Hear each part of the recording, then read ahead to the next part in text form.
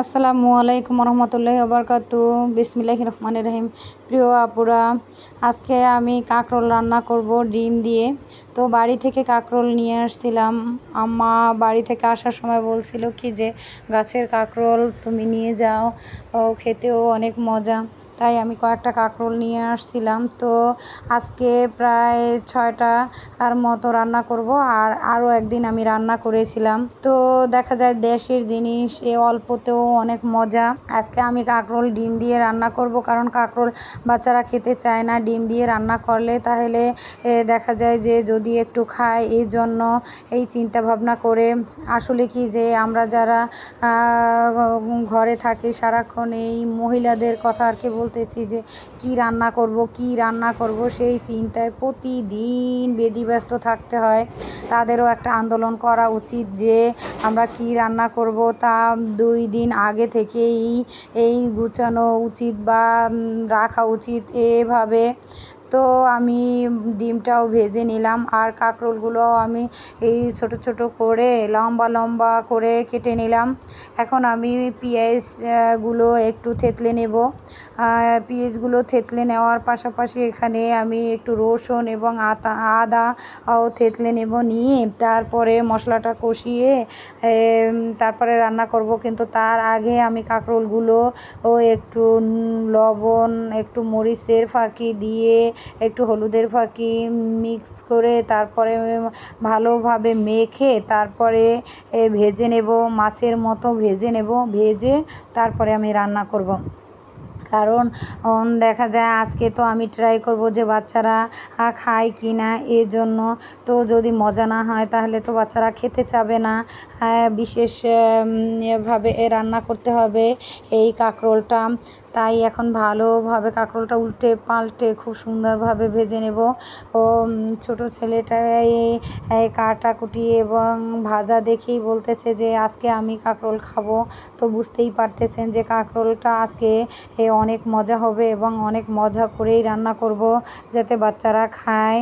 তো দেখা যায় যে এমনিতেও একটু বেশি সময় নিয়ে যে একটা কিছু করব সেই সময়টা থাকে না, সারাক্ষণই ব্যস্ত থাকি, সময় একেবারেই কম বলার বাইরে। সেই ফজরের সময় উঠেও তারপরও সময় হাতে থাকে না, কারণ দেখা যায় 3টা বাচ্চা স্কুলে যাওয়া আসা, তাদের কোচিং, তার ভিতরে রান্না করা, তার ভিতরে মেশিনের কাজ, তার ভিতরে বাচ্চাদেরকে নিয়ে আবার মাদ্রাসায় যাওয়া, মানে অনেক প্যারা।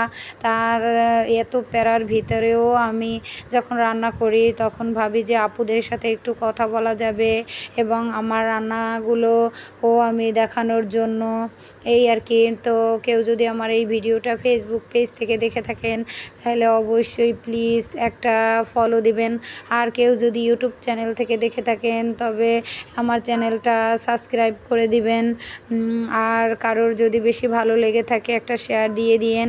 তো দেখা যায় যে আমি এই ফেসবুক পেজে কিংবা ইউটিউবে একেবারেই নূতন। তো সবার মতো তো আমি সুন্দর করে মানে সাজিয়ে গুছিয়ে কথাও বলতে পারি না। আবার দেখা যায় যে অনেক কিছুই আমার ভুল হয়, কথা অনেক সময় আটকে আসে, বিভিন্ন কিছুতেই অনেক সময় অনেকের বুঝতেও ভুল হয়। তো আমি দুঃখিত যে মানে আমার অনেক সময় আমি বুঝিয়েও বলতে পারি না, এর জন্য। তো আমি এখানে পেঁয়াজ এবং সামান্য পরিমাণে একটু আদা আর একটু রসুন দিয়েছিলাম, সেটা একটু তেলে টেলে নিয়েছি। আর তার আগে আমি একটু জিরার ফোড়ন দিয়েছি। এখন আমি মরিচের গুঁড়ো, হলুদের গুঁড়া, মরিচের গুঁড়ো আমি দিয়েছি 2 টেবিল পরিমাণ চামচ, আর হলুদের গুঁড়া দিয়েছি 1 টেবিল চামচ পরিমাণে, আর স্বাদ মতো লবণ। আর এখানে আমি 1 টেবিল চামচ ধনিয়ার ফাঁকি এবং 1 টেবিল চামচ জিরার ফাঁকি আমি দেব, কারণ আমি কম বেশি জিরার ফাঁকি এবং ধনিয়ার ফাঁকি নিজেই ভাঙিয়ে নিয়ে আসি এবং এবং কম বেশি সব শাক বাদে এবং অন্য যে সবজি টাইপের যে কোনো কিছুতেই আমি এগুলো ব্যবহার করি। এবং দেখা যায় যে ঘরোয়া উপায়ে আমরা যারা মধ্যবিত্ত ফ্যামিলিতে আছি তারা দেখা যায় যে সব কিছু ম্যানেজ করেই আমাদেরকে চলতে হয়, আর সব কিছু মানে মাথায় রেখেই চলতে হয়। আর আমার কথা আর কি বলবো, আমি এতটাই কৃপণ যা বলার বাইরে। সমস্ত কিছু দেওয়ার আগেই আমি মানে একবার ভেবে তারপরেই করি। তবে রান্নার ক্ষেত্রে আমি কৃপণতা করি না, বা কাউকে দান করার ক্ষেত্রেও আমি কৃপণতা করি না।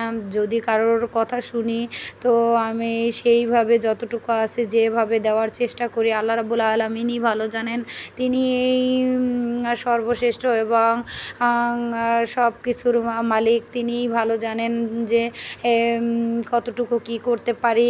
তো এগুলো আর নাই বললাম। আমার আর সবজিটা একেবারে কষানো শেষ। এখন আমি ডিমগুলো এর উপরে ছেড়ে দেব। আর ডিমের কথা আর কি বলবো, ডিম ভাজা বলেন, ডিম রান্না বলেন, ডিম কোরমা বলেন, ডিম এমনি খাওয়া বলেন, মানে সব কিছুতেই আমার বাচ্চারা ডিমে খুব পারদর্শী। তো ডিমটা আমার লাগবেই প্রতিদিন ভাজতে। প্রতিদিন দেখা যায় রান্নাটা প্রতিদিন করা হয় না, তবে ডিমটা ভেজে যদি কোনো সবজির পাশে বা এমনি রান্না করি তো সেটা বাচ্চারা অনেক পছন্দ করে। তো আমার রান্না এখানেই শেষ। আল্লাহ হাফেজ।